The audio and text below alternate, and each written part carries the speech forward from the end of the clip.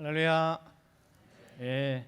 자, 우리 오래간만에 뵙는데, 자, 인사 좀 해주시죠. 앞뒤, 옆에 인사들. 근데 보면은 앉는 자리가 매번 똑같으신 것 같아요. 그죠? 그럼 인사하는 분들도 매번 똑같은 분들만 인사하죠. 예. 그렇다고 또 여러분들 이렇게 세워서 또 멀리 가서 하라고 하기도 그렇고. 그래, 여러분들 일단 교회 나오실 때에 진짜 누가 그랬어요. 이 교회는 일주일이 하루라고. 그러니까 매일 직장 같으면은 하루하루 매일 보는데 교회는 뭐예요? 어떤 분들 일주일에 한 번씩 봐요. 그러니까 일주일이 하루 단위인데 볼 때마다 반갑게 인사하고, 또 혹시 어떤 분들은 얼굴이 어두우면은 또 혹시 무슨 일이 있으신가 한번 물어보시고, 또 기도 제목 있으면 같이 기도도 해주시고 하는 그런 성도의 교제가 있기를 간절히 바라겠습니다. 자, 오늘 사회 하시는 장로님께서 봉독해 주신 요한복음 21장 1절부터 7절 말씀으로 은혜 나눌 말씀의 제목은 옷 입고 있습니까? 입니다. 옷 입고 있습니까? 예수님께서요 십자가에 달리시고 그다음에 부활하신 다음에 바로 승천하셨죠? 아니죠. 예. 잘 들으셔야 돼요. 그냥 아무렇게나 이렇게 대접하시면 안 돼요. 부활하시고 이 땅에 뭔가가 할 일이 있으셔가지고 며칠 동안 계셨죠? 40일 동안. 그리고 40일 동안에 제자들에게 몇 번 나타나셨어요? 11번을 나타나셨습니다. 그러면은 그 힘든 공생의 과정, 길을 걸으시고 십자가에 정말 온 몸에 물과 피를 다 쏟으시고 이제 드디어 사망 권세 깨고 부활하셨으면은 빨리 올라가셨으면 좋았을 텐데, 그 소원이실 텐데 왜 승천하지 않으시고 이 땅에 남아 계셨을까요? 왜? 분명히 십자가 7말씀 중에 6번째 말씀에 보면은 내가 다 이루었다 그랬어요. 못 이룬 게 없어요. 다 성취했어요. 다 이루었다 말씀하셨는데 왜 안 올라가시고 계시냐 그 소리예요. 그것도 40일 동안 할 때에 요한복음 14장 19절 말씀을 보시면은 내가 살았고 너희도 살겠음이라 말씀하고 있어요. 나 혼자 살고 끝나는 게 아니라 뭐 하시기 위해서? 제자들도 살리시기 위해서. 왜냐? 지금 그렇게 충실히 따르던 제자들이 다 주저앉아가지고 어떤 제자들은 고개 푹 떨구고 자기 고향 간다고 터벅터벅 내려가고 있지 않나? 어떤 제자들은 발발발 떨면서 문 딱 걸어 잠그고 숨어 있지 않나? 어떤 제자는 고향 가가지고 나 이제 먹고 살란다 하고 있지 않나? 다 떨어진 상태예요. 그런 상태에서 예수님 혼자 올라가게 되면 예수님 혼자 살았지 나머지 제자들은 다 죽게 돼요. 그러나 예수님께서는 그 사랑하는 제자들을 위해서 내가 살았으니 너희도 살겠습니다. 그 약속을 이루시기 위해서 이 땅에 남아 계신 거예요. 그래서 좌절하고 있는 제자들 이렇게 세워주시고 주저앉아 있는 제자들 힘을 북돋아 주신 것입니다. 인간적인 눈으로 볼 때는 하나도 이쁜 구석이 없는 제자들인데 끝까지 붙들어 주시고 책임져 주시는 예수님의 모습을 부활 후에도 우리가 살펴볼 수가 있습니다. 그 11번 나타나신 사건 중에 오늘 본문은 갈릴리로 귀향한 7 제자들에게 나타나신 7번째 나타나심의 사건입니다. 갈릴리로 귀향할 때에 베드로가 대장이었어요. 베드로가 3년간 따라다니면서 정말 이분이 우리가 그토록 기다리던 구약이 예언한 메시아구나 했는데, 또 그분이 우리를 로마의 식민지로부터 구원해 줄 줄 알았는데, 그리고 참된 행복과 평안을 주실 줄 알았는데 정말 너무나 속절없이 허망하게, 세상 말로 하면은 찍소리 한번 못 해보고 돌아가신 거예요. 베드로가 앞장서서 야, 나는 고향 가서 다시 고기나 잡아야겠다 본업으로 돌아올 때에 그 제자들 6명이 같이 합세해가지고 온 모습입니다. 밤새 고기를 잡고자 했으나 그 결과는 허탕입니다. 날이 새일 즈음에 누군지 모르지만 해변가에서 고기 많이 잡았냐 그랬더니 뭐예요? 하나도 못 잡았습니다. 그때 배 오른편에 그물을 던져봐라 그런 거예요. 그 말씀에 의지해서 정말 믿져야 본전이라는 심정으로 던졌습니다. 근데 심히 많은 고기가 잡혀서 그물을 들 수가 없는 그런 쩔쩔매는 그 즈음에 누군가가 주님이시다라는 외침이에요. 배 오른편에 그물을 던지라 라고 하면서 해변에 서 있던 그분이 주님이다라고 하는 그 외침에 베드로가 가장 먼저 바다로 뛰어듭니다. 근데 오늘 본문에서 우리의 눈길을 끄는 장면이 하나가 있습니다. 상식적으로 이해가 안 되는 부분이 하나가 있습니다. 뭔지 여러분들 한번 찾아보세요. 오늘 요한복음 21장 6절 7절에 보면 나옵니다. 가라사대 그물을 배 오른편에 던지라 그리하면 얻으리라 하신데 이에 던졌더니 고기가 많아 그물을 들 수 없더라. 예수의 사랑하시는 그 제자가 베드로에게 이르되 주시라 하니 시몬 베드로가 벗고 있다가 주라 하는 말을 듣고 겉옷을 두른 후에 바다로 뛰어내리더라. 어디가 이상해요? 이상한 부분, 상식적으로 이해 안 되는 부분. 예? 바다로 뛰죠. 근데 어떻게 하고 뛰어들어요? 옷을 주섬주섬 챙겨 입고 뛰어들죠. 자, 상식적으로는 바다나 물에 만약 예를 들어서 누군가 저쪽 살려주세요 하고 빠진 사람이 있어요. 그러면 우리 드라마나 영화 같은 데도 보면은 꼭 바다로 뛰어드는 사람들은 멋있는 사람이 뛰어들죠. 그죠? 멋진 남자가 어떻게 해요? 셔츠를 탁 벗죠. 그러면 셔츠 벗은 그 안에 뭐가 나타나요? 멋있는 근육들이 나타나고 식스팩이 나타나고 그래서 팍 뛰죠. 일반적으로는 물에 뛰어들 때 입고 있던 옷을 벗고 뛰어듭니다.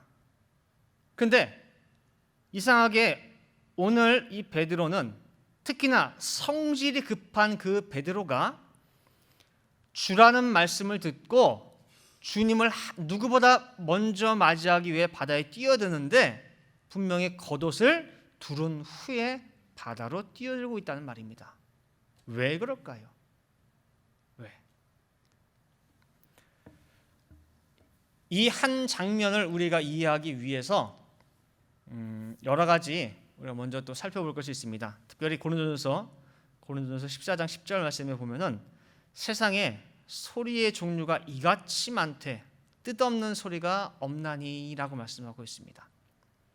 세상에도 뜻없는 소리가 없듯이 특히 성경은 비유와 상징을 통해서 비밀한 것을 계시하고 있기 때문에 때로는 단어 하나에도 함축적인 의미를 담고 있는 경우가 많이 있습니다. 예를 들어서 예수님께서 마지막 유월절 만찬 식사를 할 때에 나를 팔자가 이 중에 있다 그랬어요. 서로 제자들이 내니까 막 물어봐요. 그때 하시는 말씀이 나와 함께 떡그릇에 손 넣는 자가 나를 팔자라. 내가 떡 조각을 찍어주는 자가 나를 팔자라. 이렇게 말씀하실 것은 가룟 유다에게 마지막으로 회개의 기회를 영겁후 주시는 모습인 것입니다. 근데 결국은 그 기회를 다 놓쳐버리고 가룟 유다가 예수님의 주신 떡 조각을 받고 나간 때를 성경은 뭐라고 말씀하고 있느냐? 밤이라 표현하고 있어요. 요한복음 13장 30절 말씀에 볼 때에 유다가 그 조각을 받고 예수님께서 주신 그 조각을 받고 나가니 밤이러라 그랬어요. 자, 그러면 이 밤은 실제 밤일까요? 물리적 시간적으로? 맞아요. 물리적 시간적으로 밤일 거예요. 그러나 이것만으로 우리가 치부할 수는 없다는 거예요. 이 한 단어 밤이라는 말 속에서 우리는 또 감춰져 있는 의미를 캐낼 수가 있다는 것입니다. 뭘 알 수 있느냐? 사단에게 그 마음을 빼앗겨 이미 사단에게 그 생각을 내어주고 사단의 생각이 가룟 유다 마음속에 들어온 그 상태, 회개의 기회를 줘도 귀에 들리지 않고 깨달아지지 않는 가룟 유다의 심령 상태를 또한 성경은 지금 뭘로 표현하고 있느냐? 밤이라고 표현하고 있다는 겁니다. 그래도 나는 이것이 물리적 시간적 밤이지 그건 아닌 것 같다라고 하는 분을 위해서 하나 더 말씀드리면은 요한복음 11장 이제 9절 말씀해 보시면은 나사로가 아프다는 소리를 듣고 그다음에 결국에는 죽었죠. 그 죽은 나사로를 살리기 위해서 예수님께서 자 다시 유대로 가자라고 할 때에 도마가 그랬어요. 예수님 며칠 전까지도 유대에서 말씀 증거하다 돌 맞아 죽을 뻔했잖아요. 그래서 도망 왔는데 또 다시 유대 가면은 분명히 돌 맞을 때 왜 갑니까? 라고 항변을 했단 말이에요. 그때 예수님 하신 말씀이 뭐냐면은 때가 낮 12시가 아니냐 그러는 거예요. 때가 낮 12시가 아니냐 하시면서 당신 스스로를 낮 12시로 표현하고 있는 것입니다. 다시 말하면 낮 12시는 뭐예요? 바로 머리 위에 해가 있기 때문에 그림자가 없어요. 그림자가 없는 완전한 낮이에요. 당신 스스로를 낮으로 표현하시고 그 다음에 요한복음 11장 10절 말씀해 보시면은 밤에 다니면 빛이 그 사람 안에 없는 고로 실족하느니라. 즉 예수님은 지금 말씀하신 낮과 밤이 시간적인 태양이 뜨고 지고의 낮과 밤을 얘기하는 것이 아니라 내가 낮이고 그 다음에 나의 이 빛이 없는 마음 상태를 뭐라고 하는 거예요? 밤으로 표현하고 있는 거예요. 그 사람 안에 빛이 없는 상태를 밤이라 말씀하고 있습니다. 따라서 가룟 유다가 떡 조각을 받고 나갔을 때의 밤은 이미 사단에게 영혼을 빼앗겨 버린 예수님의 어떠한 말씀, 어떠한 빛도 그 안에 비춰지지 아니하는 가룟 유다의 심령 상태를 밤으로 표현하고 있다는 것입니다. 밤이라는 한 단어 속에. 그 다음에 또 한 가지 살펴볼 것이 다윗 왕도 보면은요 평생에 한 번 지은 죄가 밧세바와 동침한 사건입니다. 이 사건도 언제 일어났느냐 할 때에 사무엘하 11장 2절 말씀에 보니까 저녁 때에 다윗이 그 침상에서 일어나 왕궁 지붕 위에 거닐다가 그곳에서 보니 한 여인이 목욕을 하는데 심히 아름다워 보이는지라. 사울 왕에게 10년간 쫓기면서 도피 생활을 할 때에는요 오로지 쳐다볼 곳이 하늘밖에 없어. 하나님밖에는 의지할 곳이 없다 보니까 늘 기도가 끊이질 않았어요. 그렇게도 똘망똘망하던 다윗의 영혼이 이젠 나라가 안정을 찾고 모든 것이 평안함을 얻게 되자 어떠한 상태가 됐느냐? 영적인 나태의 상태에 빠져들었던 것입니다. 그 보이지 아니하는 다윗의 영적 상태를 사무엘하 11장 2절에서는 저녁 때라고 표현하고 있습니다. 여기서 저녁 때는 해가 저물어 빛이 가물가물하는 때를 말합니다. 완전한 어둠에 밀려오기 시작하는 때입니다. 여러분들 옛날에 전설의 고향 기억하시는 분이 계세요? 네. 젊은 청년들은 모를 거예요. 전설의 고향. 아니면 뭐 공포 영화나 이제 그런 데 보면은 무언가가 음산한 일이 벌어지기 직전에 꼭 카메라가 뭘 비춰요. 뭐냐면은 호롱불이 이렇게 잘 타오르겠다가 뭐가 해요? 바람이 살랑살랑 불죠. 불이 막 흔들리다가 불이 탁 꺼져버려요. 그죠? 그러고 나면은 무슨 일이 생겨요? 하여튼 뭐 귀신이 나타나거나 뭐가 무너지거나 뭐가 생긴단 말이에요. 전조예요, 전조. 큰 일이 생기기 위해 뭔가 어둠이 깃들기 전에 전조로서 가물가물하는 거, 흔들리는 거, 어두워지는 것이 펼쳐지게 됩니다. 절대로 빛이 환한 대낮에 그런 일은 절대 생기지 않습니다. 마찬가지로 다윗도 밧세바와의 그 사건이 일어나기 전, 죄를 짓기 전에 벌어진 전조가 뭐냐면 바로 저녁 때에 침상에서 일어난 거예요. 빛이 환한 낮 동안에는 잠자고 있었던 거예요. 이처럼 성경은 대놓고 다윗 왕이 영적으로 아주 나태해져 있다라고 말씀하고 있지 않습니다. 그 영적 상태, 그 위기 상태를 단어 속에 담아놓고 있다는 것입니다. 그렇다면 오늘 우리가 살펴볼 베드로의 이 이상한 행동, 왜 베드로는 바다로 뛰어드는데 겉옷을 입고 뛰어들었을까? 누구는 그래요. 예수님 앞에 최소한 예의를 차리기 위해서. 그럼 말이 안 되죠. 그렇죠? 자, 그럼 먼저 성경에서 말하는 겉옷의 의미를 보겠습니다. 자, 옷은 어떤 의미가 있느냐라고 할 때에 신분을 나타내고, 그 다음에 직분을 나타내고, 그 다음에 사명을 나타냅니다. 옷은 그 사람의 직업이 뭔지를, 또 어떤 위치에 있는지를 알려줍니다. 그래서 우리는 그 사람의 옷만 봐도 그 사람이 뭐 하는 사람인지 가늠할 수 있어요. 제가 성경 공부하거나 할 때에 늘 드는 예지만은, 여러분들이 새벽에 아이가 아파가지고 배가 아프든 뭐가 이상하게 생겨가지고 응급실로 막 뛰어가요. 당장 한시 촉각을 다투는 일이에요. 우리 애 죽게 생겼어요, 좀 봐주세요 라고 할 때에 응급실에 그 수많은 사람 가운데에서 의사를 찾아야 되는데 뭘 보고 찾아요? 예? 옷 보고 찾죠? 하얀 가운 입은 사람. 왜? 그 옷을 입은 사람이 누구니까? 의사니까. 따라서 옷은 그 사람의 신분, 뭐 하는 사람인지를 보여줍니다. 이 안에서도 목사를 찾아보세요, 성가대원 찾아보세요 라고 할 때에 어렵지 않게 뭘 보고 찾습니까? 옷을 보고 찾습니다. 따라서 경찰, 소방관, 검사, 비행기 파일럿, 옷을 통해 그 사람의 일을 알 수가 있습니다. 구약에서도 백성들의 제사를 주관하는 제사장들은 옷이 달랐습니다. 옷이 입은 자의 사명을 나타낸다 했듯이 옷의 재료, 모양 등을 통해서도 그 사명을 말씀하고 있습니다. 특히 대제사장의 옷은 더 달랐습니다. 이처럼 성경에서 겉옷이 그 사람의 사명과 직무를 나타낸다 할 때에, 그러면 옷을 벗었다는 것은 무슨 의미겠어요? 옷을 벗었다. 그럼 그 사람이 사명을 마쳤다, 그 사명이 끝났다는 뜻이에요.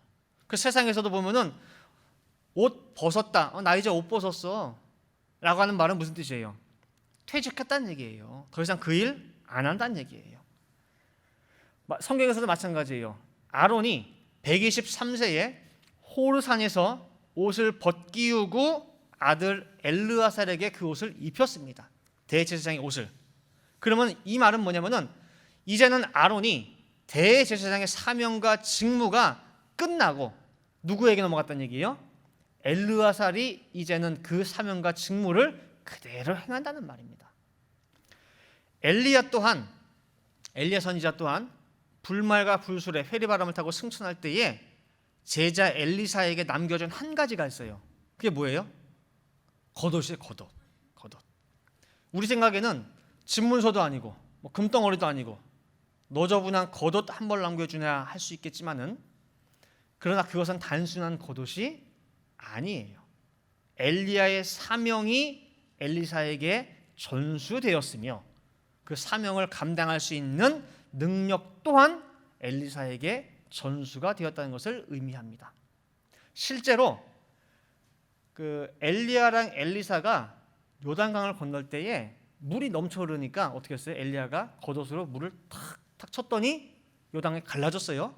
그 건넌 다음에 엘리야는 하늘로 승천하고 엘리사는 그 겉옷을 받았죠. 그리고 다시 요단강을 건널 때에 엘리사가 그 겉옷을 가지고 물을 치니까 똑같이 어떻게 했어요? 요단강이 갈라졌어요.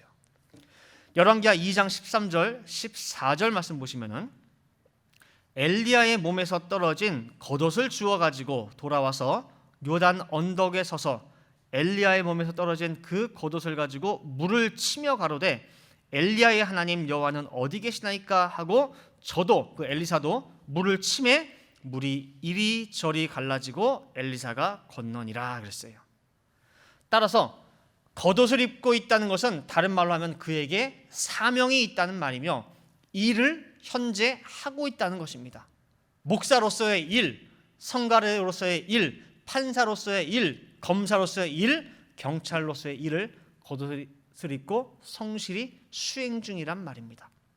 자, 이제 이 개념을 가지고 오늘 본문이 무엇을 말하는지 살펴볼 수가 있습니다. 자, 오늘 베드로 요한이 주님이시다 라고 외치기 전까지 어떤 상태로 있었습니까? 어떤 상태로 있었어요? 옷 입고 있어서 벗고 있었어요? 그렇죠. 지금 이 베드로는요, 벗고 있는 상태예요. 겉옷이 없는 상태입니다.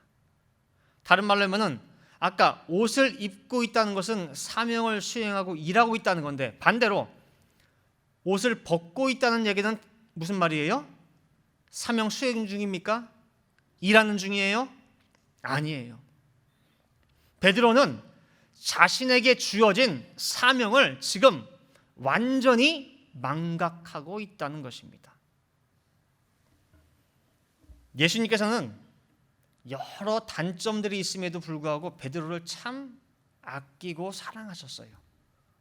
그렇기에 그에게 귀한 사명을 맡기셨습니다.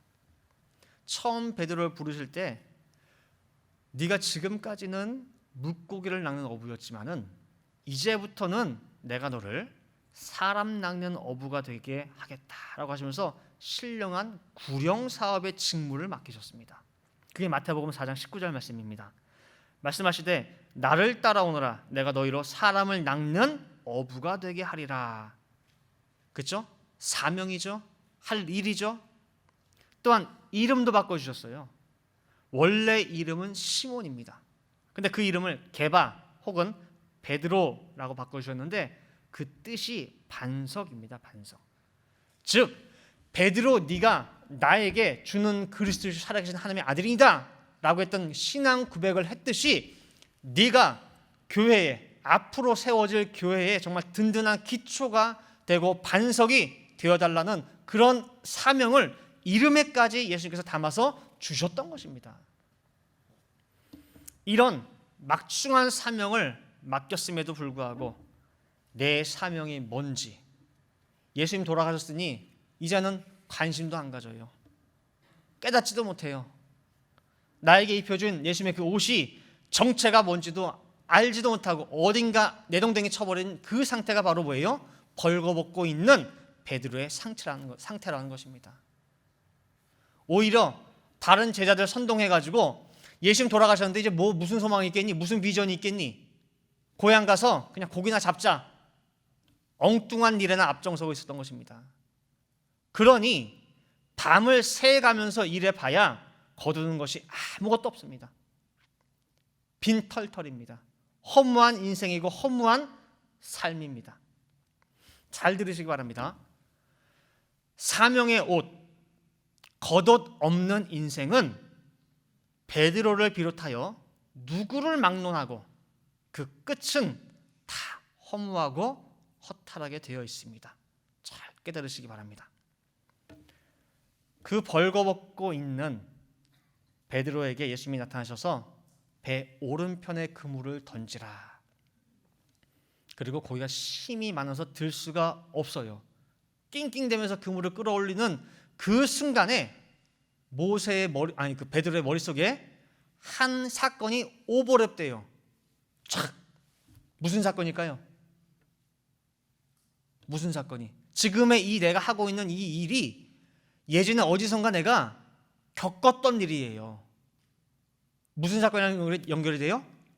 3년 전에 예수님과 처음 만날 때의 사건과 지금 이 사건이 똑같아요.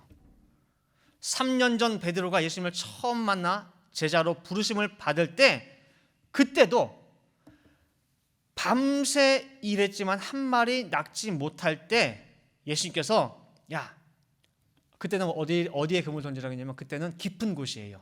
오늘은 오른편이고 그때는 깊은 곳에 그물을 던지라 라고 했는데 주의 말씀에 의지하여 제가 그물을 던지겠나이다 라고 순종했는데 그때도 어떻게 했어요? 그물이 찢어질 정도로 고기가 많이 낚였던 그 일이 바로 3년 전 일인데 지금 또 그 사건과 똑같이 벌어졌던 것입니다. 그리고 똑같은 상황이 오버랩되는 그 순간 주님이다 라고 하는 그 외침이 들린 거예요.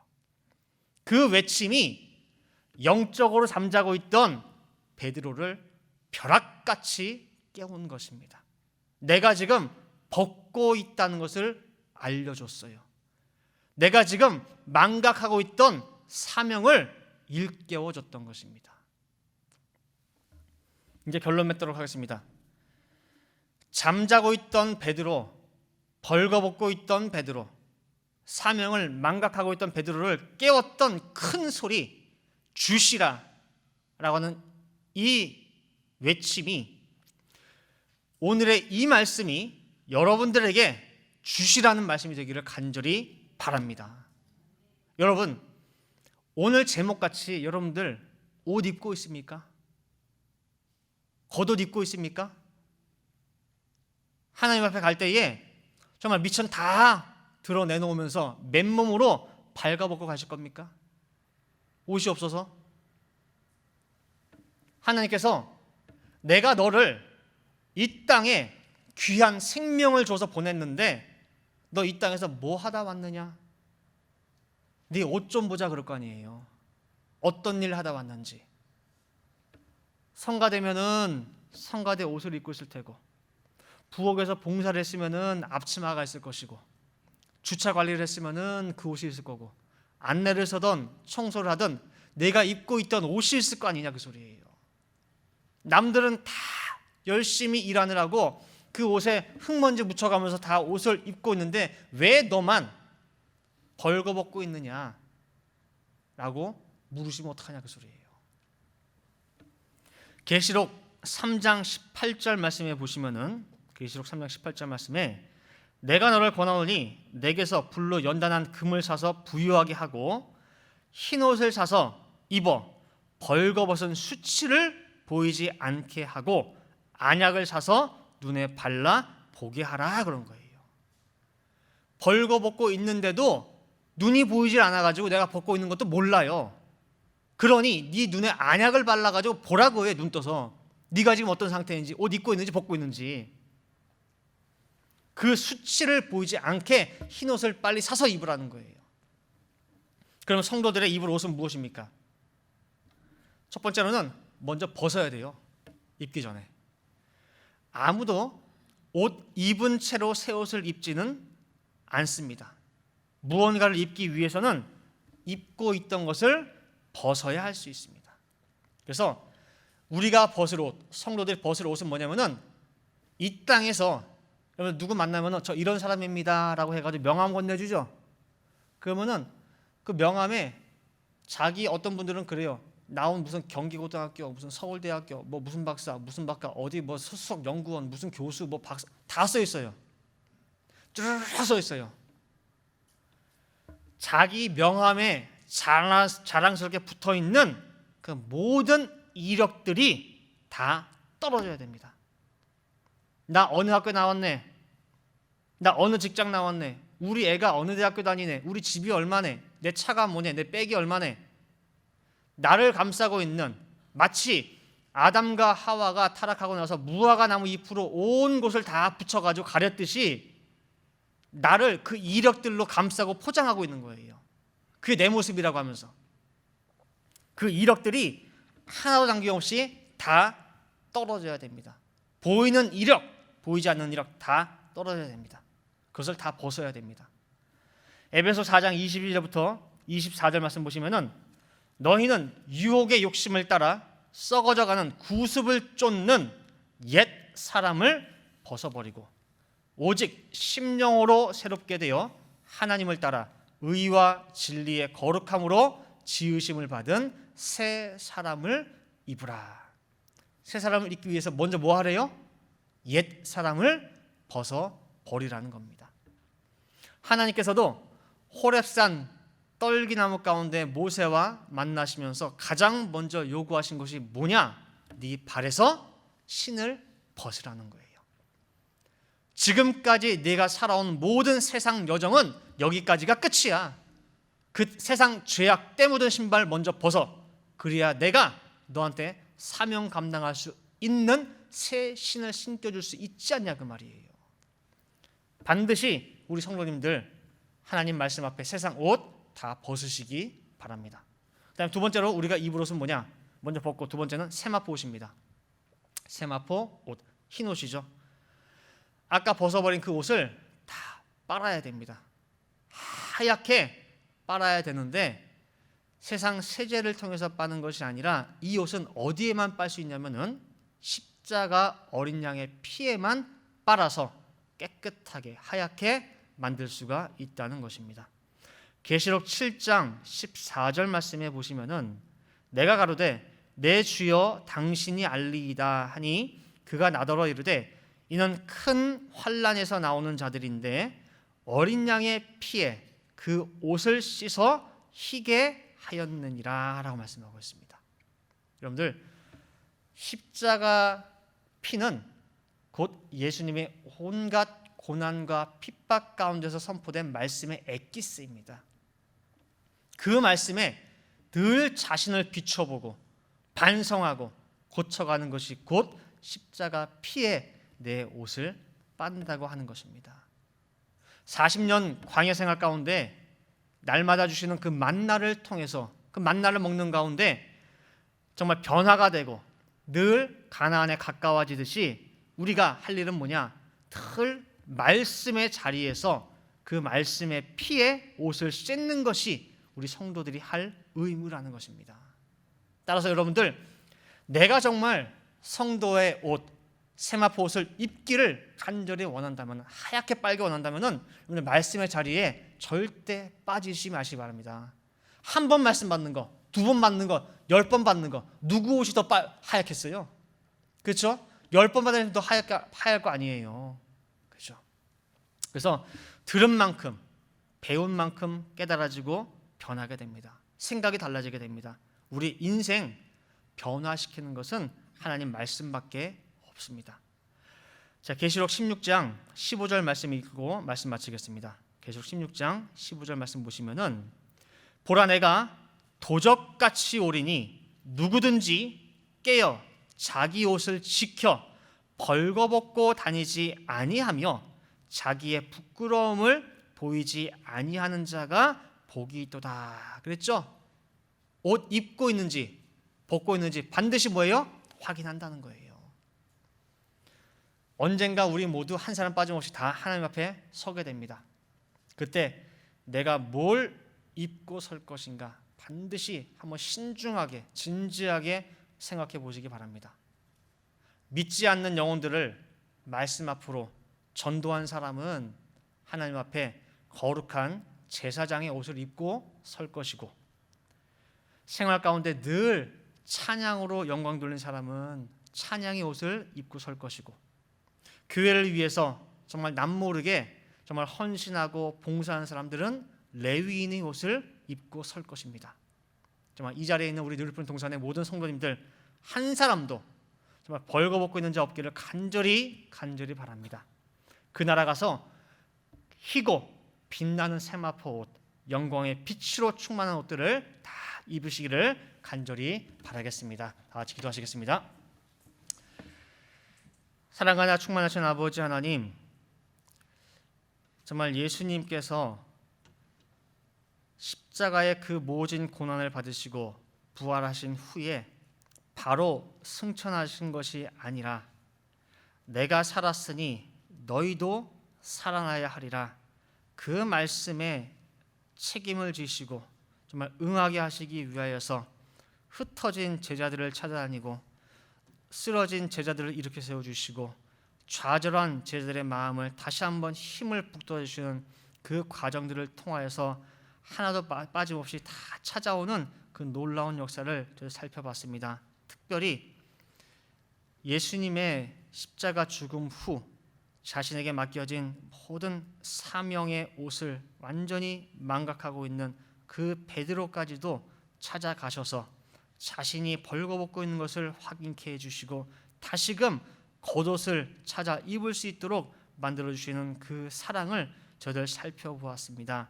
아버지 하나님, 과연 저는 또한 우리는 어떠한 옷을 입고 있습니까? 혹여라도 저희들 하나님 앞에 벌거벗고 있는 그런 부끄럽고 창피한 모습은 아닙니까? 앉아서 말씀만 따먹을 뿐 아무런 행함이 없는, 옷이 없는, 할 일이 없는 그러한 불안당 같은 모습의 저희들의 모습은 아닙니까? 아버지 하나님, 오늘 주시는 말씀을 통하여 다시 한번 깨달을 수 있게 도와주시고 사도 요한의 주님이시다라는 그 말씀 한마디가 베드로를 깨웠듯이 오늘 주시는 말씀이 우리 한 사람 한 사람 잠자고 있는 영혼들을 깨우시는 말씀이 될 수 있도록 인도하여 주시어서 정말 이 교회에 또한 아버지 일에 작은 한 부분이라도 정말 내가 맡아서 일할 수 있는 그런 사명자로서 입을 옷을 다 갖출 수 있도록 아버지 역사하여 주시옵소서. 그리하여 마지막 때에 정말 하나님 아버지 앞에 섰을 때에 이 늘 푸른 동산의 성도들 한 사람도 빠짐없이 다 거룩한 옷, 세마포 옷, 희고 깨끗한 옷을 입고 설 수 있는 성도들 될 수 있도록 인도하여 주시옵소서. 기도한 대로 될 줄을 믿고 감사드리며 이 모든 말씀 사랑이 많으신 예수 그리스도 받들어 기도 올리옵나이다. 아멘.